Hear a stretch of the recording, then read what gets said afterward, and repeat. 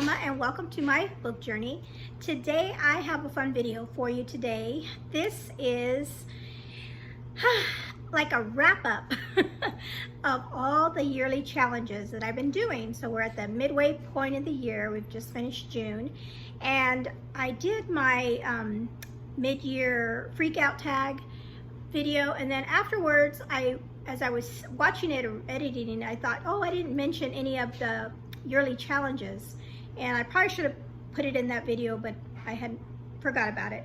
But some of you might be new subscribers or followers and have just stumbled onto my channel, and you've noticed that in my TBR videos I always mention like the first 5 books are in a yearly reading challenge that I'm doing.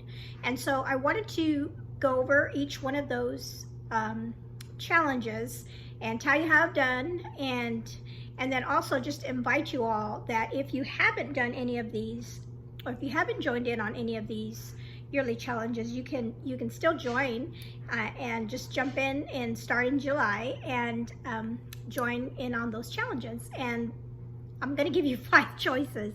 I'm going to give you 5 yearly challenges, and then after you see all of these, maybe you can choose one of these from these booktubers and say, hey, which one would you like to do? And then I will link all of their original announcement videos that came out in the beginning of the year. But like I said, you can join with us any of these starting even in July, okay? And what's really nice is a lot of these ladies for their yearly challenges gave us like printouts of their prompts and things, so you can keep track of what you're reading. Okay, so and this is gonna be, I'm gonna try to do this as quickly as I can and go through these challenges, because I have a lot of books to go, but I'm not gonna like go into review about each book. I'm just gonna tell you what I read for the month. Okay, so the first one that I always started out with was Chantel Reads All Day and her Read Your Bookshelf Challenge. And so, like I said, she gave us a digital to print out, and I attached that in here into my reading journal. And hers was a little different this year. So she gave us two different prompts to choose from, and she's basing this on 2 of her favorite authors, Montgomery and Doyle. And so you as a reader could either go on the Montgomery side or the Doyle side. And I have been pretty much on the Doyle side. The one thing that kind of kept me in the beginning was I noticed in February for Montgomery you had to read a book over 400 pages. So I was like, I'll just stay on this side. And then there's been several months or a couple months I think, where you could switch sides. But I think I pretty much stayed on the Doyle track. Okay, so in January, she gave us a prompt that said read a book with a cover, a dog on the cover for the Doyle side. And so I read Hachi, and so that was mine. And then February was a short book, so I read The Magician's Nephew by C.S. Lewis. And then in March, her prompt was, the one I did was read a book with 2 or more point of views, and for that one I read And Then There Were None by Agatha Christie. And then in April, the Doyle one was read a book with the character, or read a book that has a character that has red hair, and I read Anne of Green Gables. So I read that one for that one. And then in May, the prompt was read a book by a new to you author, and for that one I read The Maid. And then this past month for June was read a science fiction or fantasy book, and so I read this one, Wolf by Wolf, kind of a fantasy book. Okay, and so that is, I'm happy to say that I have done all those. And then for July, just so you know, for July, this is one of those months where both Montgomery and Doyle do the same thing, and we're reading a book of short stories. Okay, so that is the first yearly challenge, and I've gotten all those done. The next one that I'm doing is Katie, Paperbacks and Ponytails, Read Around the World-a-thon, and she also gave us a cute little thing to fill out. And so for her challenge, the first one was read a book that has something that you would pack in a suitcase, like something in a packing list. And for that one I read Salt to the Sea because of the shoes on the cover, and I pack shoes. And then for May, I'm terrible, for February, it was mode of transportation on the cover, anything that has cars, planes, or whatever. But I chose this book, The Librarian of Boone's Hollow, and it's kind of hard to see, but there's a little horse on the back, on the cover, and that's horses as a mode of transportation. Okay, and then for March, she had character you would bring on a trip, and for that one I ended up picking Ariadne in The Legend of the Fire Rose because she was really good with the bow and arrow. So that's who I picked for that month. That was kind of a weird kind of prompt. And then the next one was a book you would take on vacation, and for that one I did a finale. It was the third book in the Caravel series, and so I read that one because that would be a fun book you could take on vacation and read. And then the next one is Set in a Place You Have Lived, and for that one I did Under the Banner of Heaven because the story was set in Utah, and I've lived in Utah. Okay, trying to keep all my books organized here. And then this last one for June, Katie wanted us to read a book that was translated into a language that you would like to learn. And for that one, I read The Boy in the Wooden Box because this has been translated in many languages, but it's been translated into Italian, which is a language I would love to learn how to speak.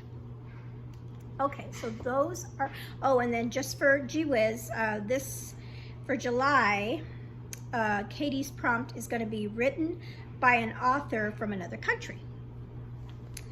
So then the next reading challenge that I decided to do was put on by Jane Reads, and hers is a Christian fiction challenge, and she also gave us a thing here to print out if we wanted to.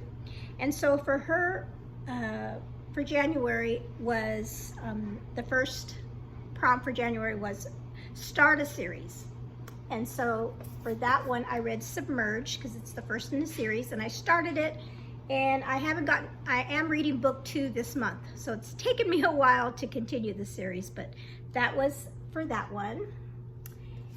And then in February, she had a prompt of a past favorite, but then she also gave us bonus prompts so that if you didn't have anything to fit, you could switch them out. And that's what I did. I did a favorite author, and I did Trapped by Irene Hannon. And then in March, it was Set in a Place You Would Want to Visit. And I attempted this one. I counted it because I did end up DNFing this book, DNF the book. But I really got more than halfway through, and so I'm still going to count it. And this was set in like in the Isles off of England, and it was a really pretty area, so that was why a place that I would like to visit, why I chose that one. Okay, next is April, and that was a new to you author, and I chose the book While the City Sleeps, and that was a really good one. And then for May, she had us pick a book that was a one-word title, and that was Calor. I picked that one, and that was really good. It was like a fantasy book. And then this past, for June, was your second most read genre, and which was mine was romance, so I picked this book to read. Okay, and then in July, Jane is going to have us read a book in a hot setting, and that's perfect for July. And then the fourth yearly reading challenge is put on by Oceana, and hers is a read Christian romance. And hers is different because her challenge is different because she gave us 12 prompts, but she said that we didn't have to do them in order, so we could pick and choose and just pick whatever prompt we thought we might want to do during that, that month. And so I have not been going in order. And so for January, I read prompt number 2, which was a new to you author, and I read Love on Ice, which was like a sports romance. And then in February, I did prompt number 3, which is a new purchase at the time. And for that one, I read A Dangerous Beauty, which is an excellent book.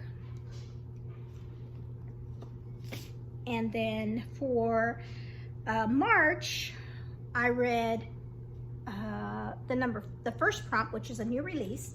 And in March, If the Boot Fits was a new release. And I really love this one.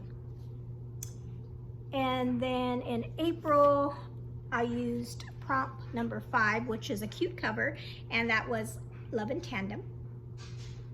Ooh, my glasses are slipping. And then in May, I did prompt number 11, which is historical. And for that one of my faves for May was Gabrielle Meyer's For a Lifetime. And this is book 3 in her Timeless series. And then in June, I chose prompt number 7, which is a book you've been wanting to read, and I doubled up on this one in Distant Melody because I had been wanting to read this book. Okay. And then for July, well, like I said, you can just pick any of the remaining ones. So the remaining ones that I have left are different genre, a past favorite, a book in a series, a rainbow cover, which is going to be hard, and then we have a fall setting book that I'll save for the fall, and then a Christmas book, which I'll probably save for December. Okay, and finally, the last yearly challenge that I am doing is with Angie, Book Mama is her channel, and hers is called Reading is Fun, Reading Challenge. And so in January, she had us read a book that we wanted to read in 2023, but we didn't get around to doing it. And so that one was, I read Caravel for that month. And then in February was a book you purchased secondhand, and that one, I read this one. So that was I doubled up on that one because I picked this up at a thrift store. Sorry about that. And then in March, it was read a book with the animal on the cover. And for that one, because it was middle grade March, I read a middle grade book called Lone Wolf, and that has a wolf on the cover.